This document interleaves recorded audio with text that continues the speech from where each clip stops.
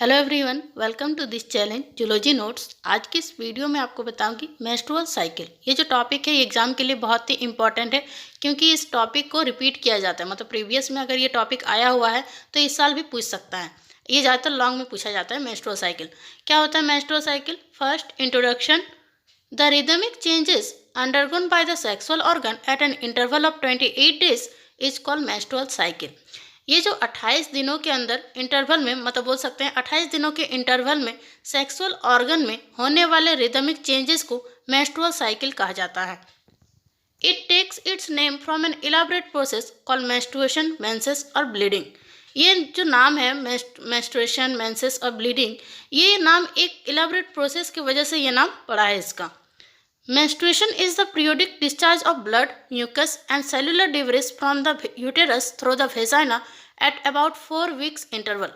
ये जो menstruation जो होता है एक तरह का periodic discharge होता है ब्लड का, म्यूकस का और सेल डिब्रेस का यूटेरस से और थ्रू द वेजाइना के द्वारा। ये भी किसके? तो 4 वीक के इंटरवल्स में।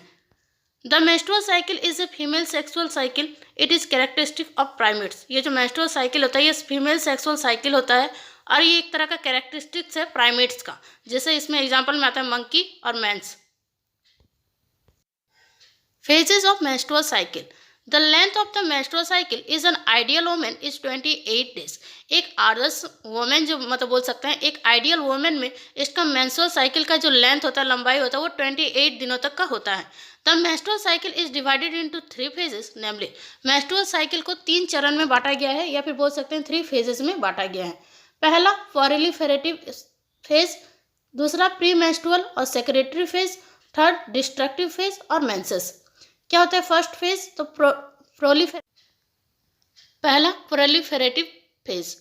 This periods begins from the 6th day of menstruation and last for 9 days. ये जो पहला जो प्रोलिफेरेटिव फेज जो है ये स्टार्ट होता है 6 डे से, मेंस्ट्रुएशन का 6 डे से, और ये खत्म होता है 9 डे में। On the 6th day, the damage of uterus caused by the menstruation is repaired completely। क्या होता है ये जो 6 डे में क्या होता है ना, जो यूटेरस जो डैमेज होता है वो मेंस्ट्रुएशन के द्वारा, मतलब जो डैमेज होता है वो रिपेयर होना शुरू होता है। After the repair the proliferative phase begins. उसके रिपेयर होने के बाद प्रोलिफेरेटिव फेज जो होता है वो शुरू होता है। At the beginning the uterine epithelium remain extremely thin. जब ये शुरू होता है, शुरुआत में क्या होता है, यूटेराइन एपिथेलियम जो होता है बहुत ही पतला होता है। During the proliferative the following changes occur. Proliferative stage में कुछ चेंजेस होते हैं, जैसे first the uterine epithelium receive more blood, it increases in thickness. Uterine epithelium जो होता है वो बहुत ज़्यादा ब्लड को रिसीव करता है और अपना थिकनेस को, मोटापा को वो बढ़ाता है उस जगह पे। In the ovary the Graafian follicle grow and mature. और ओवरी में क्या होता है, ग्राफियन फॉलिकल जो होता है ग्रो होता है और मैच्योर होता है। On the 14th day, ovulation occur. The Graafian follicle rupture and egg is released।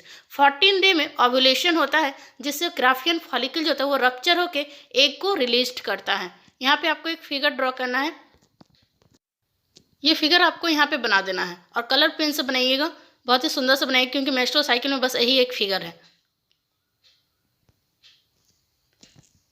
और नीचे लिख दीजिएगा ये मेंस्ट्रुअल साइकिल।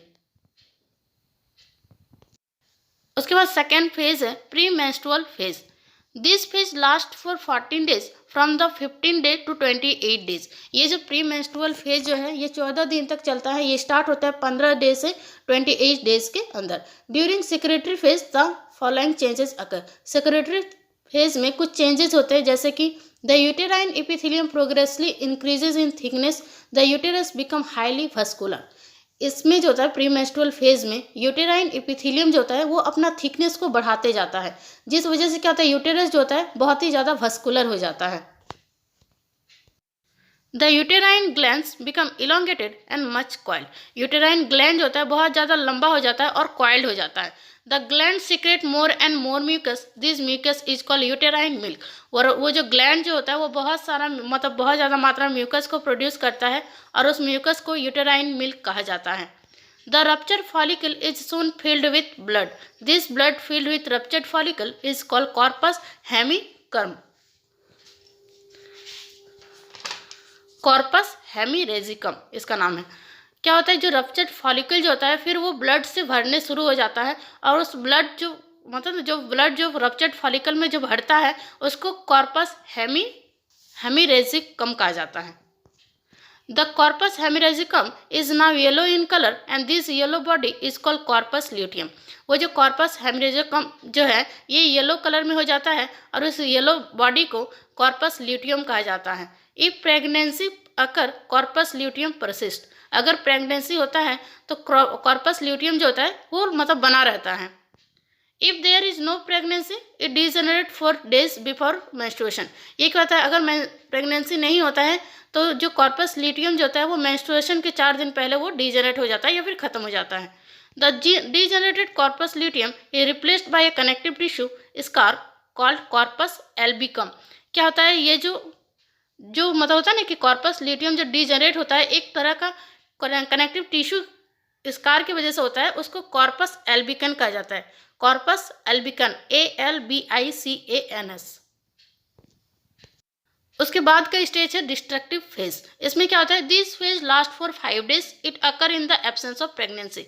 ये जो है ये 5 दिन तक होता है और ये तभी होता है जब ये प्रेगनेंसी नहीं होता है, तब ये प्रेगनेंसी के एब्सेंस में ये होता है।